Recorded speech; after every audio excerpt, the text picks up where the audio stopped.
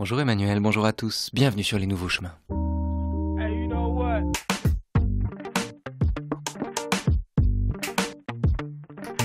Diffusés tous les jours de 10h à 11h, du lundi au vendredi, Les Nouveaux Chemins sont réalisés cette semaine par François Connac, avec Philippe Carminati et Yvan Charby à la technique, préparés par Geneviève Méric, Mathilde Unger, Jeanne-Marie Roux, Géraldine Mosna-Savoie et Adèle Van Rett.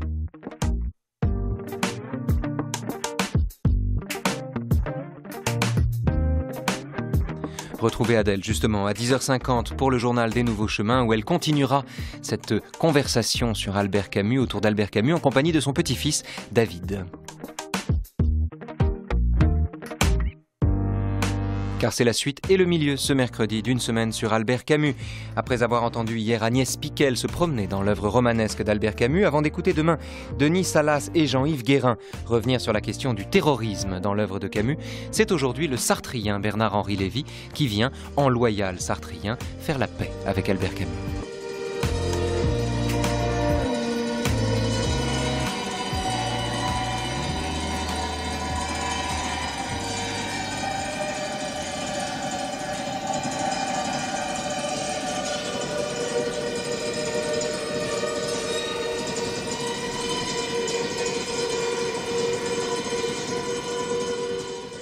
L'accident qui a tué Camus, je l'appelle scandale. Parce qu'il fait paraître au cœur du monde humain l'absurdité de nos exigences les plus profondes. Camus, à 20 ans, brusquement frappé d'un mal qui bouleversait sa vie, a découvert l'absurde, imbécile négation de l'homme. Il s'y est fait. Il a pensé son insupportable condition. Il s'est tiré d'affaire. Et l'on croirait pourtant que ses premières œuvres seules disent la vérité de sa vie, puisque ce malade guéri est écrasé par une mort imprévisible et venue d'ailleurs. L'absurde, ce serait cette question que nul ne lui pose plus, qu'il ne pose plus à personne. Ce silence, qui n'est même plus un silence, qui n'est absolument plus rien. Je n'y crois pas. Dès qu'il se manifeste, l'inhumain devient partie de l'humain. Toute vie arrêtée, même celle d'un homme si jeune, c'est à la fois un disque qu'on casse et une vie complète. Pour tous ceux qui l'ont aimé, il y a dans cette mort une absurdité insupportable. Mais il faudra apprendre à voir cette œuvre mutilée comme une œuvre totale. Dans la mesure même où l'humanisme de Camus contient une attitude humaine envers la mort qui devait le surprendre, dans la mesure où sa recherche orgueilleuse du bonheur impliquait et réclamait la nécessité inhumaine de mourir, nous reconnaîtrons dans cette œuvre et dans la vie qui n'en est pas séparable, la tentative pure et victorieuse d'un homme pour reconquérir chaque instant de son existence sur sa mort future. Bienvenue donc pour ce troisième rendez-vous, cette troisième rencontre autour de la pensée d'Albert Camus. C'est donc de Sartre et Camus qu'on va parler ensemble aujourd'hui. Sartre et Camus, et on va commencer par la fin, c'est-à-dire en l'occurrence, me semble-t-il, nous sommes le 7 janvier 1960, c'est un article de Sartre qui vient de paraître, qui paraît dans France Observateur. On est juste donc après la mort de Camus, Camus est mort 3 jours plus tôt, et là vraiment il faut reconnaître, admettre la grandeur de Sartre dans ce texte et dans cet hommage. La grandeur, oui, la beauté du texte d'abord, et l'émotion qui s'en dégage à chaque lecture, et là de l'avoir entendu lire à l'instant, je dois dire, voilà, m'a bouleversé de nouveau, comme chaque fois que j'entends ce texte, et d'autant que l'on sait, bien sûr, on l'entend avec en fond, en fond sonore, la polémique qui les a séparés, les insultes qui se sont échangées, la bassesse qui a été celle d'un des deux protagonistes de Sartre dans la polémique, et de Sartre et des Sartriens, et ça donne en effet une couleur tout à fait extraordinaire à ces quelques lignes qu'on vient d'entendre. Oui, cette œuvre mutilée qu'il faudra s'habituer à penser comme totale, c'est tellement beau, cette recherche orgueilleuse du bonheur, je crois, orgueilleuse, oui. Tout ça est très beau, voilà. Et Sartre était capable, cet homme qui passait pour un cœur sec, qui passait pour un homme au sang-froid quasi baudelairien, était capable, dans quelques circonstances, il y a la préface à Dan Arabi de Nizan, le tombeau pour Merleau-Ponty, et ce texte-là qui, pour moi, est le plus beau des tombeaux sartriens. Dans le panthéon sartrien, il y a 4 figures. Vous avez parlé de Nizan. Nizan est mort à 36 ans, comme Frantz Fanon, qu'il faut inclure dans ce tombeau sartrien. On va parler de Fanon tout à l'heure, quand on va rentrer dans le détail de la querelle qui les a objectivement opposés l'un à l'autre, Sartre et Camus. Fanon, Merleau-Ponty, Merleau, qui est mort à 54 ans. Tout ça, même période, Nizan avant, mais Fanon, Merleau et Camus, mort à 47 ans. Il y a comme cela un panthéon sartrien, des grands amis, des grands ennemis, des grands amis devenus des ennemis objectifs que Sartre a perdus. La raison pour laquelle je vous ai proposé de venir parler aujourd'hui de Sartre et Camus, c'est que dans un article que vous avez écrit pour Le Monde, au moment de toutes les commémorations camusiennes en ce mois de janvier, vous avez terminé le papier en disant « Impossible, même et surtout quand on est sartrien, d'avoir raison contre Camus ». Alors c'est peut-être une phrase sartrienne, mais c'est une phrase que peu de sartriens ont prononcée. Quel sens donnez-vous à cette phrase ? On a pris l'habitude avec le temps et avec les paresses inhérentes à l'esprit de système et à l'esprit de classification, on a pris l'habitude de penser ces deux personnages comme totalement incompatibles. Enfin, Corneille et Racine, ce genre de grandes oppositions scolaires et qui participent du cliché. Alors d'abord, je crois qu'il y a beaucoup de proximité entre ces deux hommes. L'admiration d'abord que Camus vouait à Sartre, très très grande, l'ancrage commun dans le nietzschéisme qui est la référence commune aux deux, le nietzschéisme de la nausée et le nietzschéisme de Noce, et en particulier de Noce à Tipaza. Alors c'est pas le même nietzschéisme naturellement, mais enfin c'est tout de même cet ancrage-là. Et puis, je crois surtout que, ça c'était la thèse en effet, si je me souviens bien de cet article du Monde, comment dire cela ? Je crois au fond que la philosophie implicite de la politique camusienne, c'est-à-dire la manière juste de fonder en raison l'antitotalitarisme de Camus, je n'en connais qu'une parmi les contemporains, c'est celle de Sartre. Pour moi, Sartre a fait la philosophie nécessaire à la politique camusienne. Pour le dire en d'autres mots, Camus passe à juste titre pour la grande figure fondatrice de la culture des droits de l'homme, la culture démocratique opposée à toutes les radicalités, l'esprit de mesure, l'éloge de la révolte et la méfiance à l'endroit des révolutions, le refus de la dictature de l'histoire, ce qu'il appelait l'historisme. Tout ça, c'est la politique camusienne. Et ce que je pense, et c'est la bizarrerie du rapport entre ces deux personnages, entre ces deux pensées, ce que je pense, c'est que il n'y a pas dans la philosophie de Camus de quoi fonder véritablement, de quoi donner un sol solide à cette politique-là. La philosophie de Camus, qui est une philosophie de l'assentiment, une philosophie du oui au monde, une philosophie bénisseuse, une philosophie naturaliste, une philosophie qui dit non à l'histoire pour dire oui à la nature, elle n'est pas raccord avec cette politique antitotalitaire. Il y a quelque chose dans la philosophie de Camus qui est très en retrait de sa politique, qui est beaucoup moins antitotalitaire que sa politique. Et ma thèse, et je crois, il me semble que je n'ai pas totalement tort, ma thèse c'est que la philosophie qui rend vraiment compte de cette politique antitotalitaire, la philosophie qui arrive à l'heure de cet antitotalitarisme camusien, c'est celle qu'exprime Sartre dans son pessimisme radical, celui qu'on trouve par exemple dans un grand et beau texte qui s'appelle « Qu'est-ce qu'un collaborateur ?» et qui pourrait être signé Camus, et qui dit « La liberté d'un homme, c'est de refuser la dictature de l'histoire, mais c'est de refuser la dictature de la nature, mais c'est de refuser quelque assignation que ce soit à un ordre du monde. » Bref, Sartre pose les bases d'un antitotalitarisme ontologique qui me semble faire pair avec, s'apparier avec, faire deux têtes au même aigle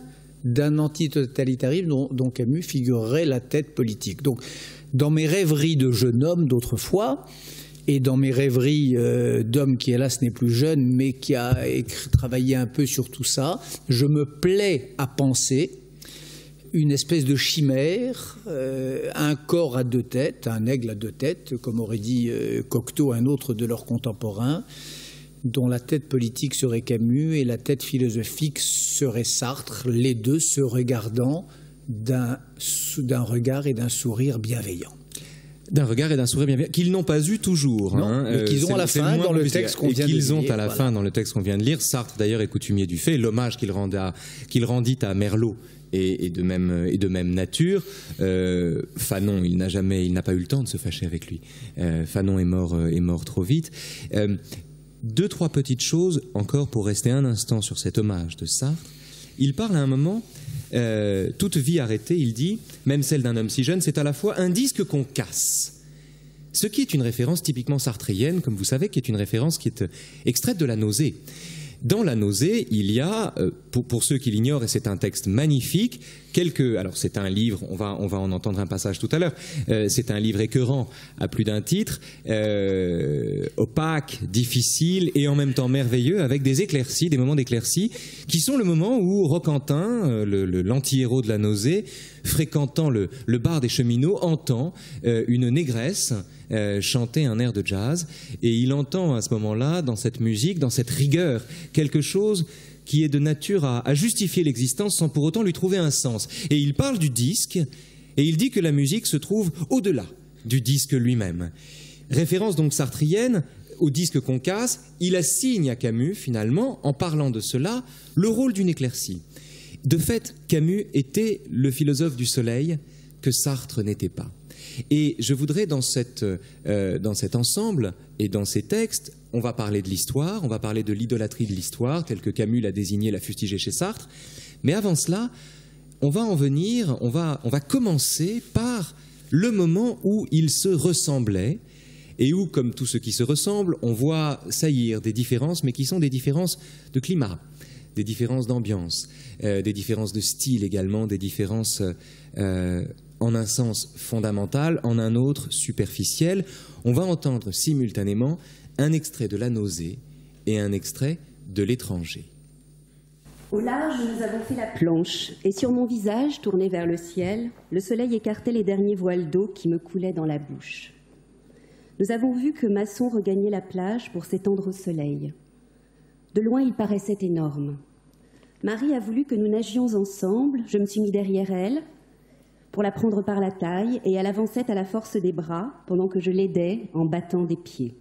Le petit bruit de l'eau battue nous a suivis dans le matin, jusqu'à ce que je me sente fatiguée.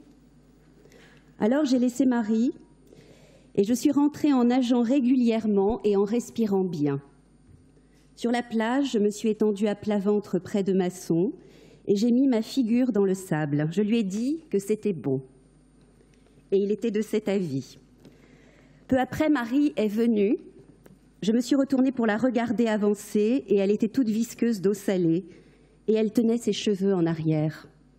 Elle s'est allongée flanc à flanc avec moi, et les deux chaleurs de son corps et du soleil m'ont un peu endormie. Marie m'a secouée et m'a dit que Masson était remonté chez lui. Il fallait déjeuner. Je me suis levée tout de suite parce que j'avais faim. Mais Marie m'a dit que je ne l'avais pas embrassé depuis ce matin. C'était vrai et pourtant j'en avais envie. « Viens dans l'eau », m'a-t-elle dit. Nous avons couru pour nous étaler dans les premières petites vagues. Nous avons fait quelques brasses et elle s'est collée contre moi.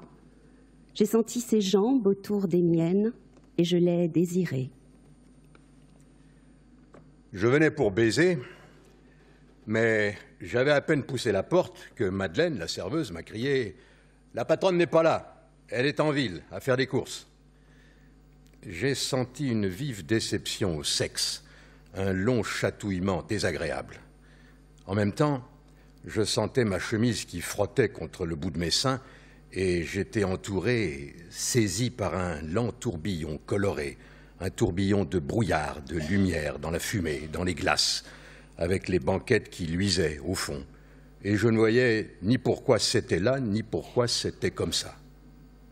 J'étais sur la porte, j'hésitais, et puis un remous se produisit, une ombre passa au plafond, et je me suis senti poussé en avant. Je flottais, j'étais étourdi par les brumes lumineuses qui m'entraînaient de partout à la fois. Madeleine est venue, en flottant, m'ôter mon par-dessus.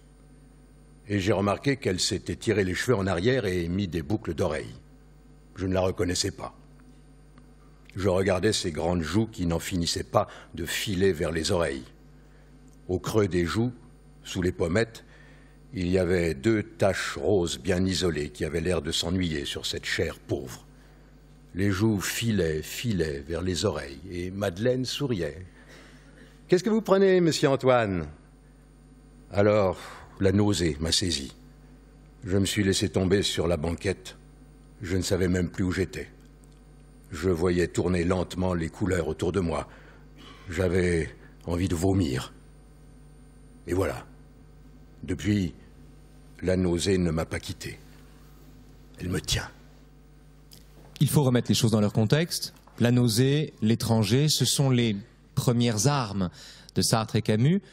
2 romans dont on a pu dire qu'ils se ressemblaient, à cette différence près que ces 2 théories incarnées de l'absurde débouchent pour Sartre sur le dégoût et pour Camus sur le soleil. Mais 2 théories incarnées de l'absurde, 2 moments, ils sont jeunes tous les 2, ils écrivent l'un l'étranger, l'autre la nausée, ce sont 2 chefs-d'œuvre incontestablement, mais il y a dans la nausée autant de brume, d'obscurité, d'ombre, qu'il y a de soleil, d'âpreté, de dureté, mais de dureté toujours solaire, dans l'étranger. Est-ce qu'au fond, la vraie différence entre Sartre et Camus n'est pas une différence originelle, une différence qu'il faut faire dater du moment où ils n'avaient pas encore été ni l'un ni l'autre saisis par l'histoire et donc ils n'avaient pas pris la mesure de la dimension collective de leur travail, et où finalement l'un et l'autre se distinguaient tout simplement par le climat. Bernard-Henri Lévy. C'est bien d'avoir choisi ces 2 textes parce que c'est vrai qu'en les écoutant, on entend que c'est à la fois la même chose et vraiment le contraire. Il est question des cheveux, il est question du flottement dans les 2 textes, les corps qui flottent, et il est question du ne pas savoir ni pourquoi c'est comme ça, ni pourquoi c'est là. Sauf que, à partir de ces repères qui sont les mêmes, c'est exactement le contraire. Et là, je trouve, ce qu'on entend là dans ces 2 lectures réussies qui viennent de nous être données, c'est au-delà de, je sais pas, au-delà des manières, au-delà des tonalités, au-delà même des styles, il y a vraiment 2 religions différentes. Je crois que c'est vraiment ça. Vous diriez religion? Ah oui, le texte de Camus, c'est un texte... Pour l'un comme l'autre, Dieu n'a jamais vécu. Hein. Oui, mais Dieu est inconscient, comme dit le 3e, c'est-à-dire le docteur Jacques Lacan, mis à rude épreuve ces dernières semaines par un de nos bons camarades philosophes. Dieu est quand même inconscient, donc il est inconscient chez l'un comme chez l'autre. Chez le premier, chez chez Camus, pardon, il est inconscient comme païen. Il y a une dimension païenne dans ce texte qu'on vient de lire, cette espèce d'embrasement, comme je le disais tout à l'heure, de la mer et du soleil qui est en fait un embrassement, cette fusion du corps et des éléments, ce bonheur fait d'une réconciliation magnifique avec les choses. C'est le Camus grec, c'est le Camus qui, entre Plotin et Augustin, dans son premier texte, choisit Plotin ou choisit ce qui chez Augustin lui reste de Plotin, entre les 2 grands africains. C'est un Camus africain au sens de Plotin et du premier Augustin. Le deuxième, Sartre, c'est évidemment un judéo-chrétien et un judéo-chrétien de tendance protestante. Cette espèce de dégoût de la chair, enfin d'amour de la chair qui passe par le dégoût. C'est ça le paradoxe, parce que amour de la chair qui passe par le dégoût, le texte de la nausée est dégoûtant. On a lu d'ailleurs le texte le plus édulcoré de la nausée. Le texte de la nausée est dégoûtant, et en même temps il décrit abondamment, complaisamment la chair, et en même temps il s'en éloigne. On sent qu'elle l'écœure, alors que chez Camus, pour qui faire l'amour, disait-il, n'est pas amoral. Il dit c'est juste une perte de temps, disait-il. Après, pensant à Nietzsche qui disait la chasteté c'est l'économie de l'artiste, il disait faire l'amour c'est juste une perte de temps. Mais ce que Sartre par contre n'a jamais pensé. Non. Sartre passait son temps à faire l'amour, rue Claire ou ailleurs. Il n'a jamais pensé que c'est une perte de temps, mais il pensait qu'en revanche c'était quelque chose de profondément répréhensible, coupable et parfois répugnant. C'est tout le début de l'âge de raison.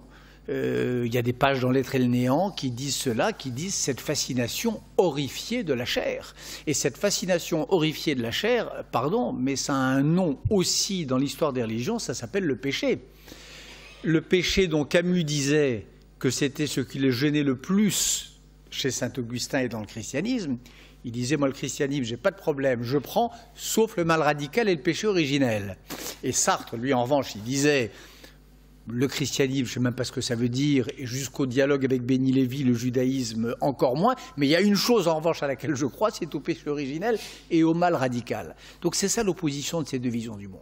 C'est des mondes sans Dieu l'un et l'autre, ça c'est sûr, mais c'est un monde qui, chez l'un, conserve cette idée d'une espèce de grand tout et de bonheur par la fusion entre de résorption de l'écart entre le silence insupportable des choses et l'aspiration à l'innocence des hommes, ça c'est Camus.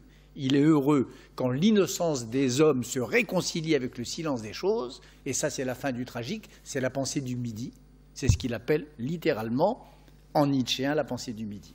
Et chez l'autre, c'est une absence de Dieu, mais enfin qui conserve quand même de l'hypothèse de Dieu l'essentiel, c'est-à-dire cette idée que la chair est désirable, tout en étant, et parce qu'elle est, dans une large mesure, parce qu'elle est coupable. Et c'est ça que dit ce texte. Donc c'est vraiment la même chose, c'est vraiment des contemporains, c'est incroyable d'ailleurs, vraiment on l'entend, à quel point on ne choisit pas son époque, hein, et ni l'un ni l'autre ne l'ont choisi, c'est les mêmes mots, c'est les mêmes thèmes, sauf qu'on est aux antipodes absolus du spectre et de l'échiquier, non seulement idéologique, non seulement philosophique, mais spirituel et théologique. Ce qui n'empêchera pas Sartre de reconnaître en Camus un grand auteur avec le texte de l'étranger. Ah ben, dans ce lexique, ce vocabulaire qui lui est en un sens profondément étranger.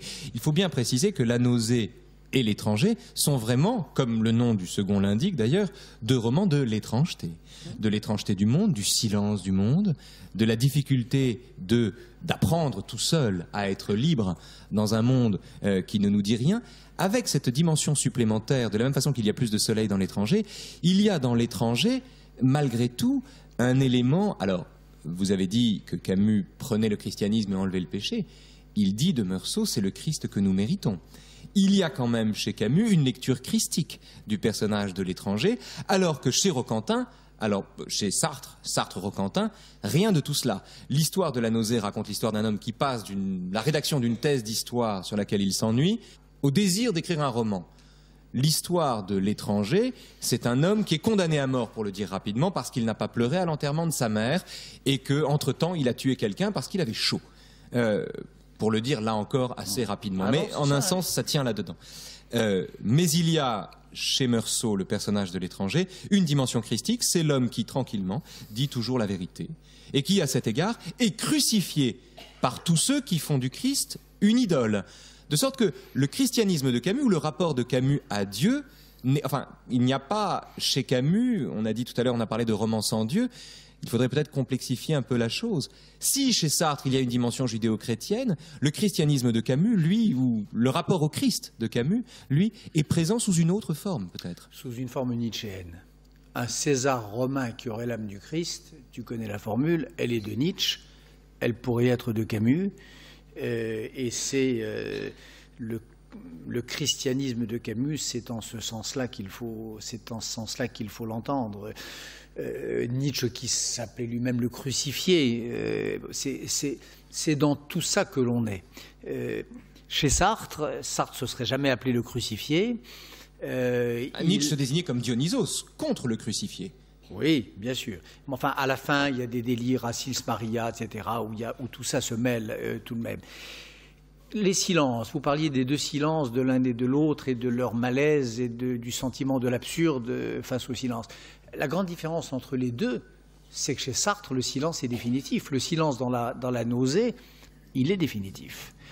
À la fin de L'étranger, si j'ai bonne mémoire, il y a après la séquence avec l'aumônier, il y a cet envahissement, cette invasion du corps de Meursault par la grande marée de, je ne sais plus, du bonheur ou du sentiment des éléments. Quelque chose se met à parler, et quelque chose se met à parler à l'unisson de la voix humaine. Le silence n'est pas définitif. Chez Sartre, le silence est irrémédiable. Et c'est pour ça que Camus est le penseur de l'absurde, et que Sartre, c'est le penseur du tragique. Et c'est pas pareil, l'absurde et le tragique.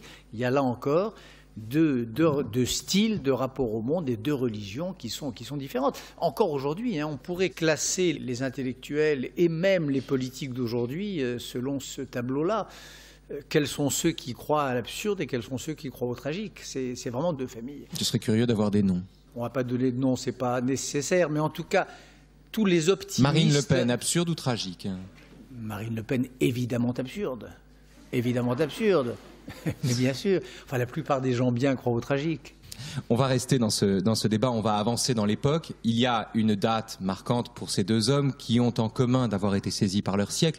Ce ne sont pas les seuls, mais ce sont, comme on dit en philosophie, comme disent les cuistres, des figures paradigmatiques, des modèles d'individus qui ont été happés par leur siècle et qui ont découvert l'un et l'autre, grâce à, en un sens, l'épisode de la Seconde Guerre mondiale, la nécessité de penser en termes collectifs. Alors, chez Camus, ce sera le passage du mythe de Sisyphe à l'homme révolté. Dans le mythe de Sisyphe, le suicide est la seule question philosophique vraiment sérieuse.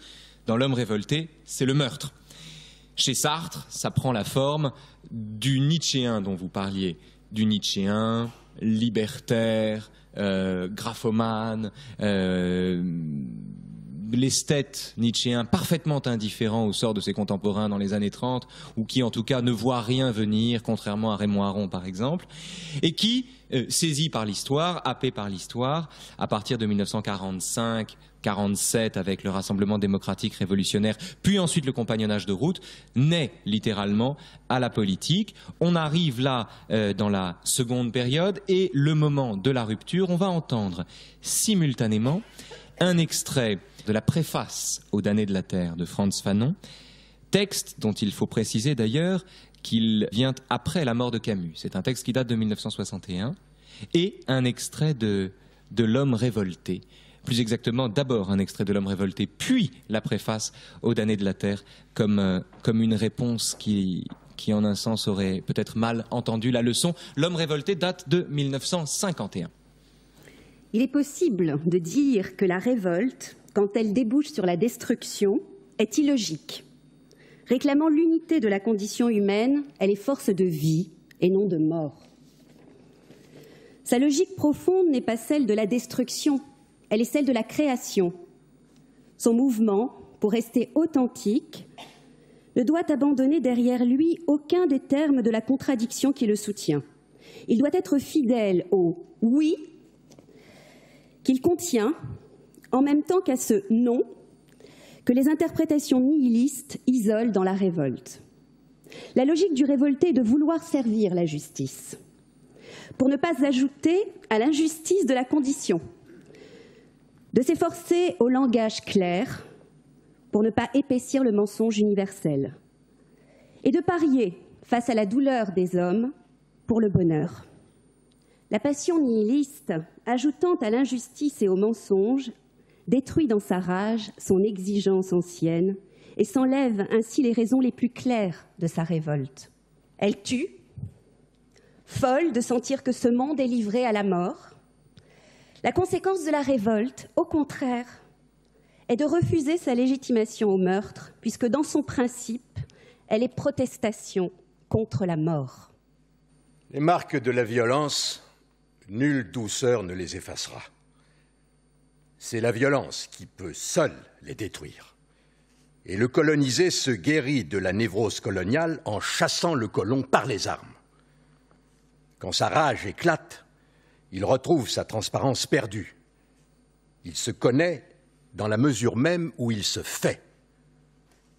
De loin, nous tenons sa guerre comme le triomphe de la barbarie, mais elle procède par elle-même à l'émancipation progressive du combattant. Elle liquide en lui et hors de lui, progressivement, les ténèbres coloniales.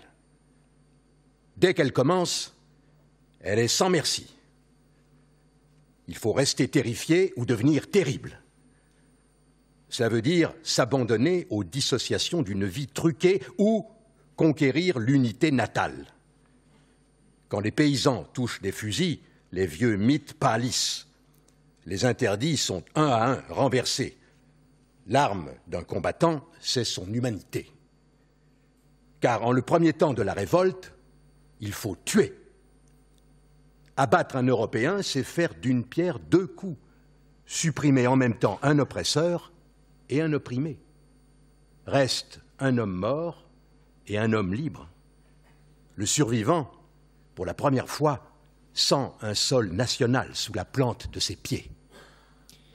Alors, pour le coup, Bernard-Henri Lévy, vous disiez tout à l'heure, rêvant de cette figure bicéphale, cette hybride sartro-camusien, camuso-sartrien, où l'un serait la politique de l'autre.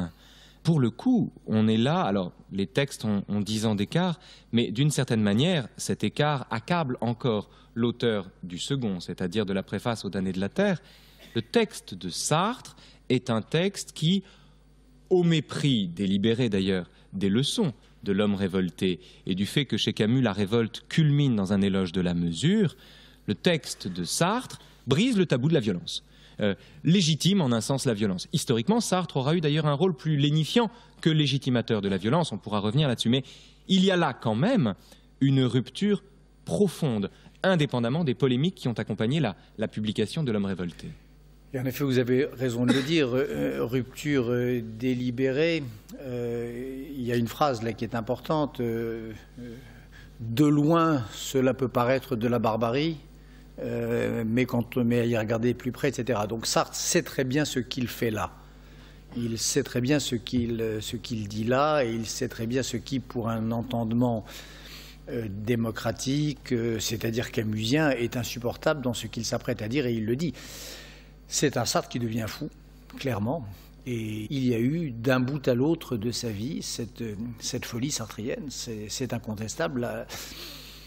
Quand on abat un Européen, on fait d'une pierre deux coups, c'est un... Supprimer en même temps un oppresseur et un opprimé. Et on supprime un opprimé, il reste un homme mort et un homme libre. Et le sol national, qui plus est. Oui, c'est monstrueux, et voilà, il y a là une espèce d'intelligence devenue folle. Alors avec quand même, donc ça c'est incontestable et rien n'est défendable dans ce texte-là, sauf tout de même, il n'y a pas que ça. Après ce que vous venez d'admettre, on peut vous passer toutes les défenses. Alors la défense, c'est qu'on lise cette préface entièrement, c'est qu'on lise Les damnés de la terre de Fanon, qu'on lise le procès qui y est instruit du système colonial ou du colonialisme comme système, qu'on prenne la mesure de la force discursive de cette description que l'on ne trouve pas par exemple chez Camus.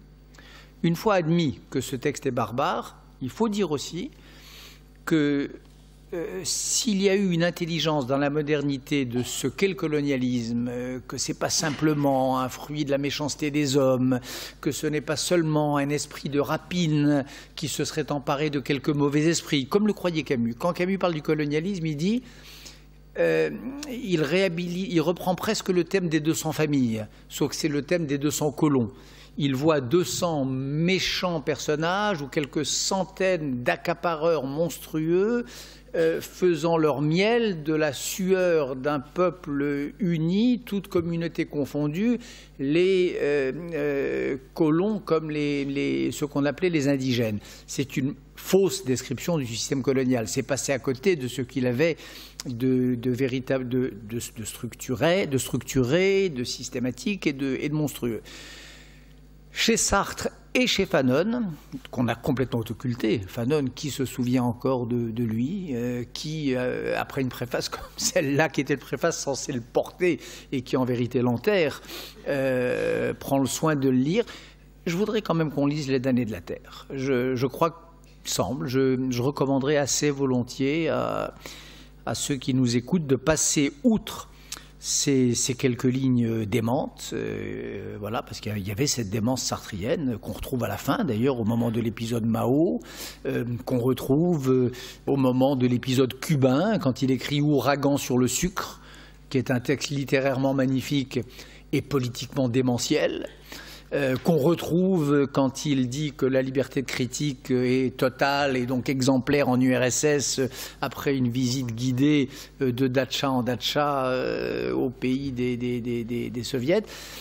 Une fois passé le cap de la démence, je crois qu'il faut lire quand même Fanon, qui est un des grands noms oubliés de ce temps. Et au moment où on nous parle d'identité nationale, au moment où nous avons des ministres, tu as cité tout à l'heure un nom d'un très vilain personnage politique, mais enfin, il y en a d'autres, des personnages politiques qui prétendent recommander à certains jeunes Français d'aujourd'hui comment porter leur casquette, comment s'exprimer ou comment prénommer leurs enfants. On quitte l'absurde pour retourner au tragique, là. Mais vous avez, dans Fanon, vous avez des textes qui répondent très exactement à ce genre de bêtises-là et qui lisent l'attitude colonialiste, la démarche du mépris raciste dans la langue de ces descriptions vestimentaires, de ces critiques de comportement, etc. Donc, par-delà cette mauvaise préface, moi je dirais, et saisissons-en, si vous le permettez, l'occasion aujourd'hui, relire, continuer de lire Fanon ou recommencer de lire Fanon.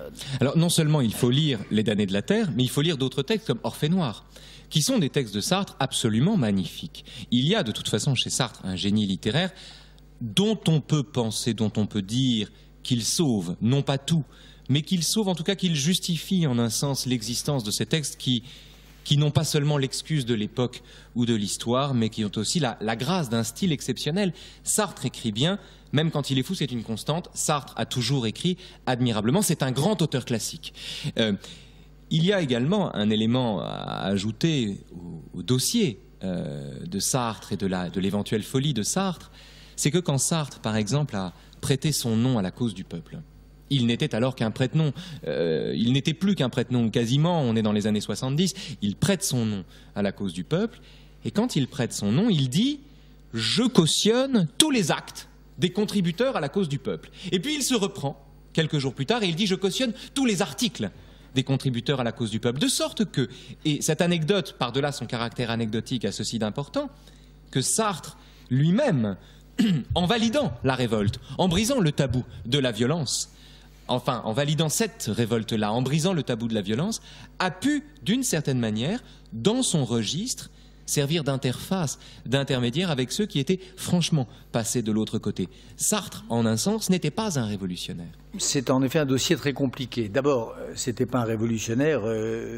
en tout cas, il n'était certainement pas d'origine. Vous avez rappelé vous-même les années 30, son indifférence au collectif, sa conversion tardive à l'amour du genre humain, ce côté non seulement nietzschéen mais stendhalien. Hein. Il y a un stendhalisme de Sartre, la chasse au bonheur, etc., très individuel. La laideur aussi. La laideur, oui, mais la laideur comme une école du monde, comme une école du regard sur le monde et de sa disgrâce ontologique. La laideur de Sartre, elle va avec ce sentiment du tragique dont je parlais tout à l'heure.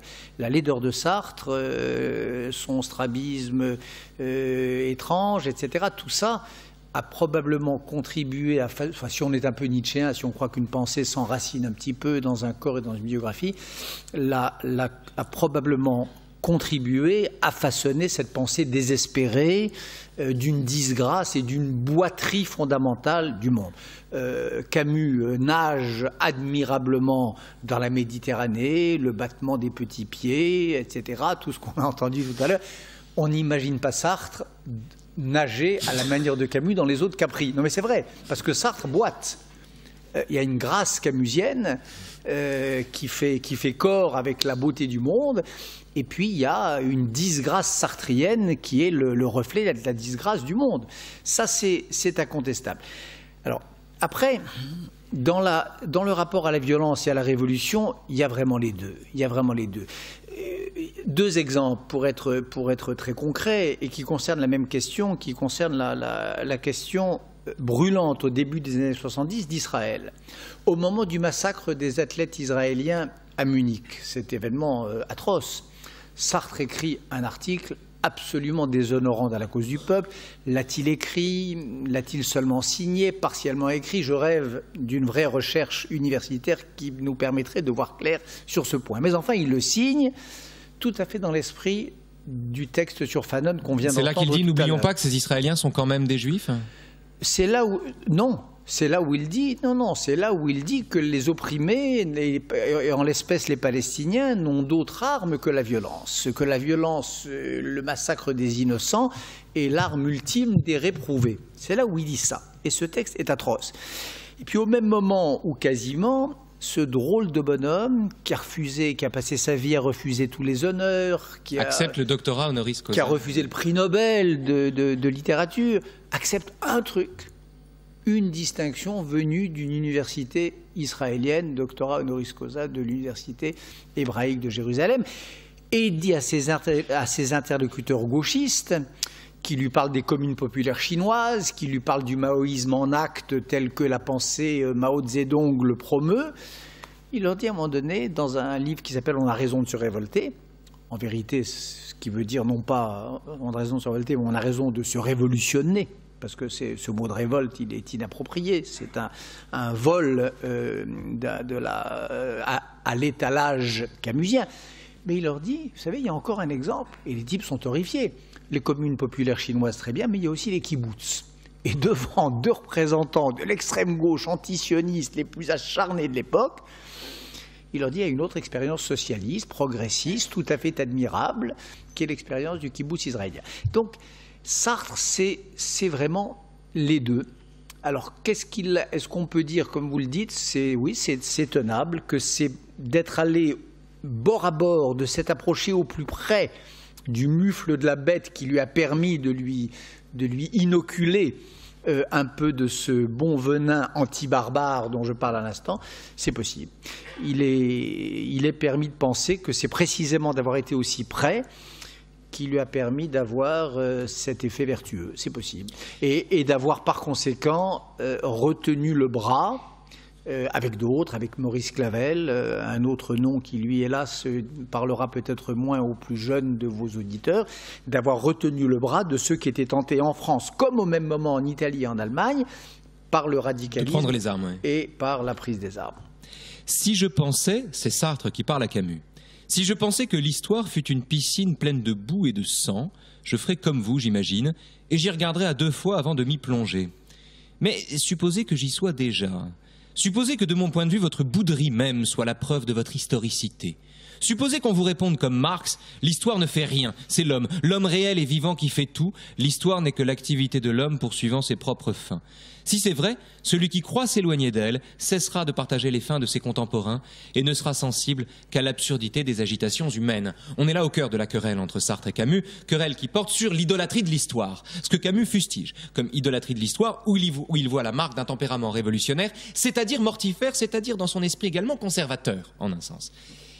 Le propos de Camus est de s'en prendre à l'idolâtrie de l'histoire en jouant, et d'une certaine manière vous aviez raison en le disant tout à l'heure, mais est-ce que ça suffit à discréditer en un sens la politique de Camus ou à minorer la politique de Camus? Je ne sais pas. Camus s'en prend à l'idolâtrie de l'histoire en jouant la nature contre l'histoire. Hein. Voilà. La nature m'a appris que l'histoire n'était pas tout. Voilà. Il retient de la nature du soleil, il retient du silence de la nature, d'une nature dont il faut bien rappeler ici que chez Camus, elle n'est pas normative, on n'est pas chez Pétain. Il ne s'agit pas de faire valoir la nature comme une norme, comme un principe. Non, la nature est un fait. La nature est un fait dont l'intelligence, dont l'intuition pacifie l'âme, le cœur, l'esprit, permet de faire la paix et permet de comprendre avant de juger. L'usage que Camus fait de la nature permet de fonder une politique. Le rapport que Sartre entretient à l'histoire, la négation de la nature qui est à l'œuvre également dans les discours de Sartre sur l'histoire, discrédite en un sens toute entreprise politique réaliste. 2 choses. D'abord, comme je vous le disais tout à l'heure, le refus de la dictature de l'histoire, c'est-à-dire le refus de l'idée selon laquelle on a raison parce qu'on a gagné, parce que c'est ça que ça veut dire, hein, la dictature de l'histoire, ça veut dire il suffit de gagner pour dire la vérité. Il suffit d'avoir gagné pour être réputé, avoir été porteur d'une vérité qui se cherchait et qui a fini par se trouver.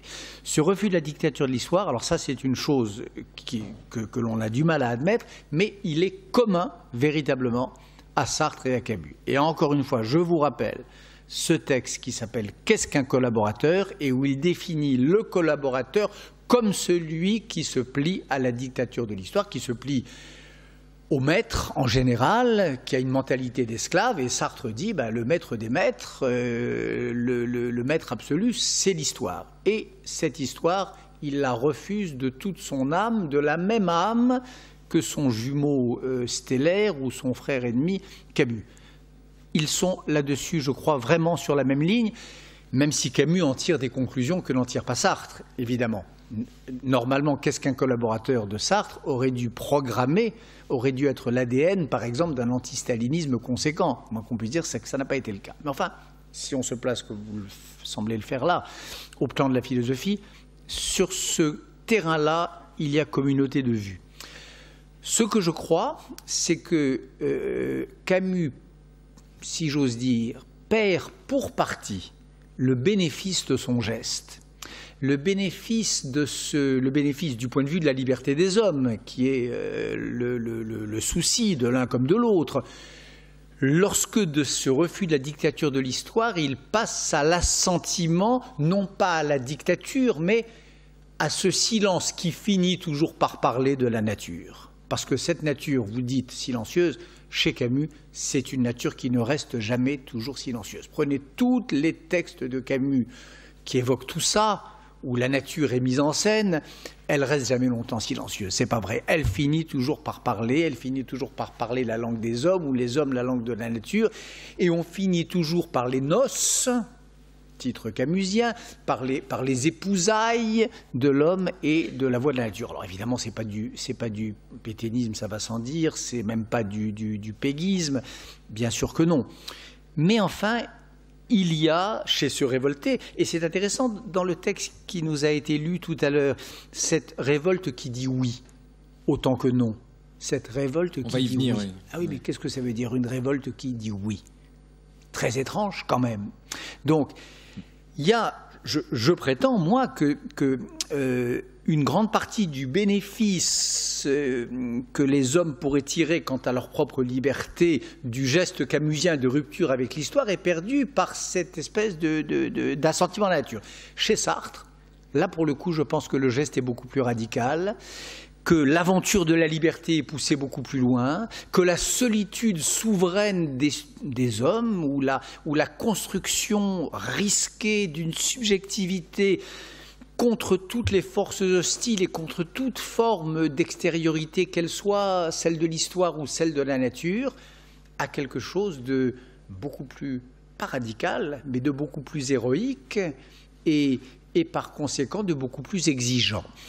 Et c'est la raison pour laquelle il me semble que la trilogie romanesque de Sartre n'a pas volé son titre, Les chemins de la liberté, et c'est la raison pour laquelle, là encore, quand je dis faire la paix entre Sartre et Camus, c'est la raison pour laquelle je dis que si on veut vraiment aujourd'hui penser jusqu'au bout les travaux de la liberté, penser jusqu'au bout comment ça se fabrique un homme libre, comment ça se fabrique, comment ça s'émancipe un homme qui naît serf, qui naît englué dans un nombre incalculable de prisons, ben je pense qu'il y a au moins autant à apprendre et à apprendre chez Sartre que chez Camus, malgré les folies dont nous parlions tout à l'heure. Alors, j'aurais juste un point sur le langage de la nature. Par exemple, vous parliez des noces. Dans les noces, à un moment, il dit « Sans mon amour » et ce beau cri de pierre. Il parle d'un cri de pierre. Voilà. Ah, la pierre crie. Mais la pierre ne crie pas comme un homme, en un sens. Il n'y a que la pauvreté du vocabulaire qui impose de faire ça. Mais la métaphore masque chez Camus un tempérament orphique. Il ne s'agit pas de faire parler la nature, d'anthropomorphiser la nature, puisqu'il ne cesse de faire l'expérience d'un décentrement, d'un oubli de soi, oubli de tout et du monde. Camus ne cesse de dire qu'il regrette qu'il n'y ait plus des petits temples à Delphes où l'on puisse s'initier au mystère. Alors là, vraiment. Oui, mais les mystères, c'est les mystères d'Éleusis. C'est le moment précisément où on abjure la parole. Un peu d'orphisme aussi. Eh oui. Un peu d'orphisme. Ah oui, vous dites pas orphique, si, un peu d'orphisme aussi. La pierre qui parle. Je sais pas. Bonheur des pierres. Alors, bonheur des pierres, ça c'est péjoratif. Hein. Dans la bouche de Camus, c'est le bonheur des âmes asservies par le totalitarisme, en effet. Mais enfin, vous ne m'enlèverez pas de l'idée. Je ne parle pas d'anthropomorphisme. Ce n'est pas la pierre qui est vue à l'image des hommes, ni peut-être les hommes qui sont vus à l'image de la pierre, mais qu'il y ait quand même...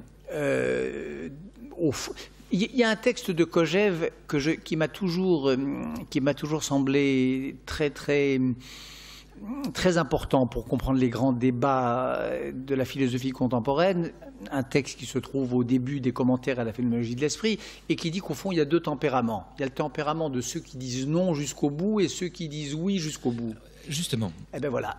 Sartre est quelqu'un qui a dit non jusqu'au bout. Il a dit non à peu près à tout. Puis il y a des gens qui ont dit oui. Alors il y a les grands oui-wiseurs. Claudel disait oui à tout. Oui à la nature, oui à Dieu, oui au maréchal Pétain, oui au général de Gaulle, oui à la poésie, oui à l'académie, et tout ça. Et puis il y a des gens qui disent très souvent non. C'est le cas de l'auteur de L'Homme révolté. Et puis qui brusquement, sous le soleil, sur la roche chaude de Tipaza, dans l'eau salée de cette mer Méditerranée que j'aime plus que personne, hein, où je suis né moi-même, eh bien se surprennent à dire un petit oui qui s'enfle à la mesure de la beauté du style et qui vient occuper tout l'espace.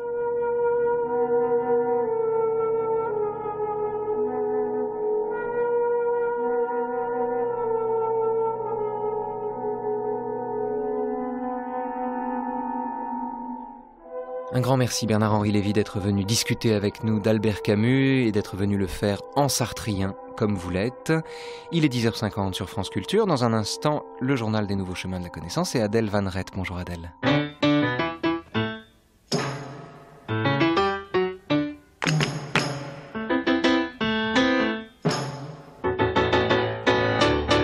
David Camus, on continue aujourd'hui notre série d'entretiens donc à la suite de cette série d'émissions sur Albert Camus dans les nouveaux chemins de la connaissance.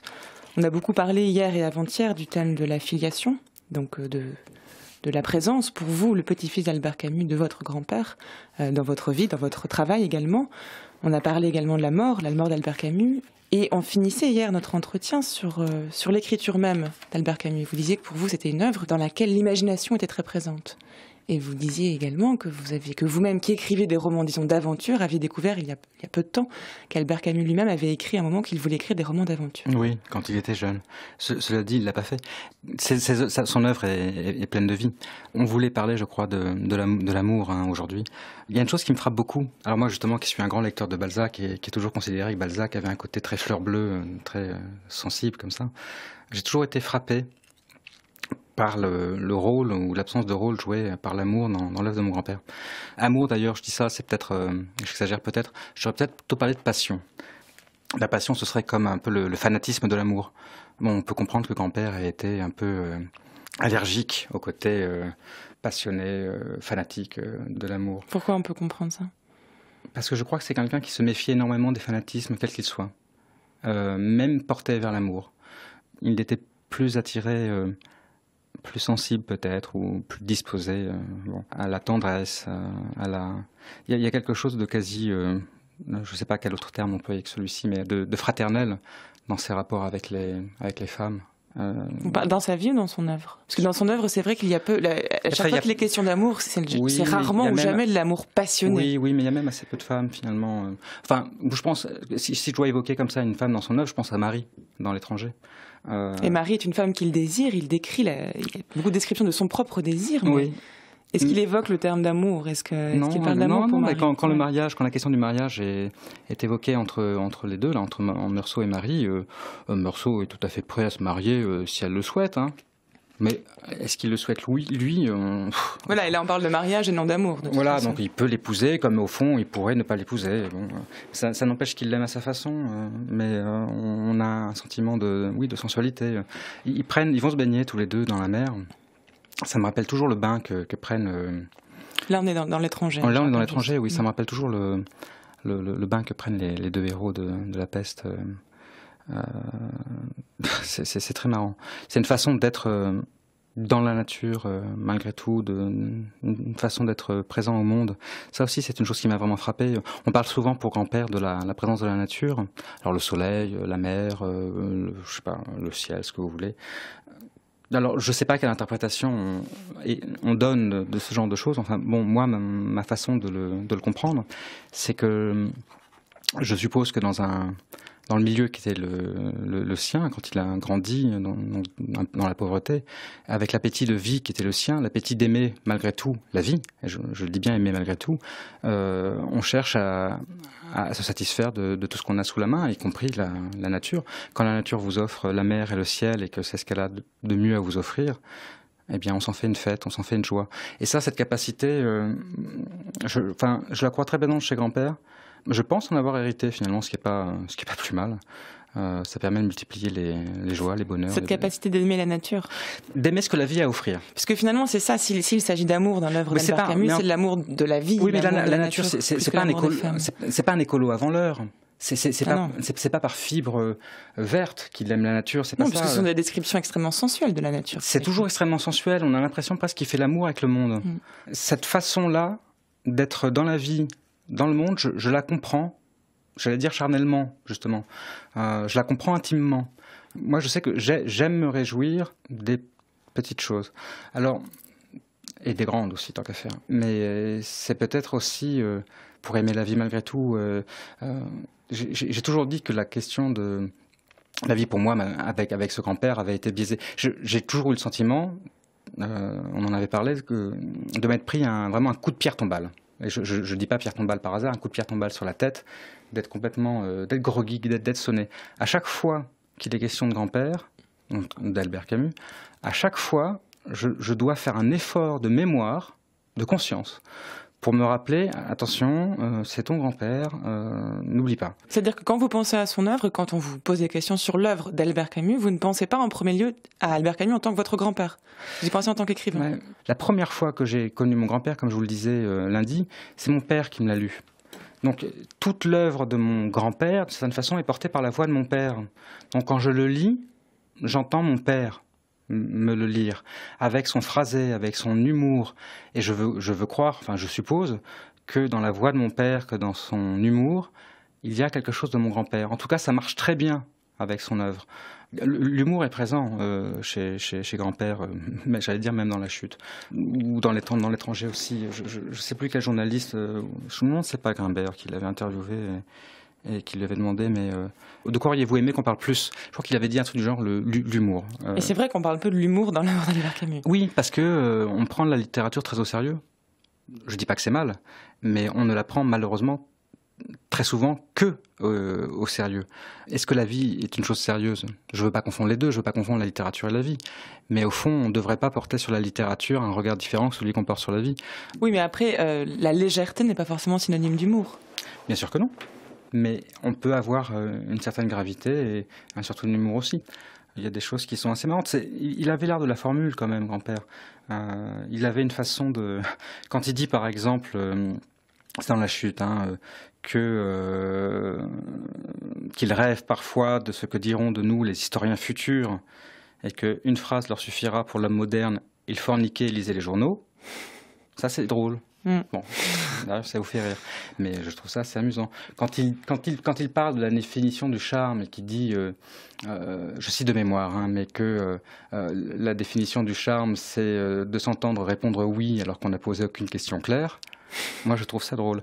Et finalement, mais c'est presque l'humour du désespoir. Dans La Chute, tout cet humour est mis au service d'une certaine mais pas seulement, mais autocondamnation.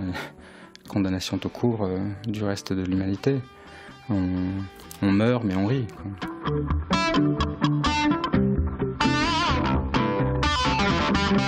Voilà, les nouveaux chemins, c'est fini pour aujourd'hui. On se retrouve demain de 10h à 11h, comme tous les jours, du lundi au vendredi, pour la suite de cette semaine sur Albert Camus. Après avoir écouté Bernard-Henri Lévy aujourd'hui, vous entendrez demain Denis Salas et Jean-Yves Guérin revenir sur les questions redoutables de la peine de mort et du terrorisme dans l'œuvre d'Albert Camus.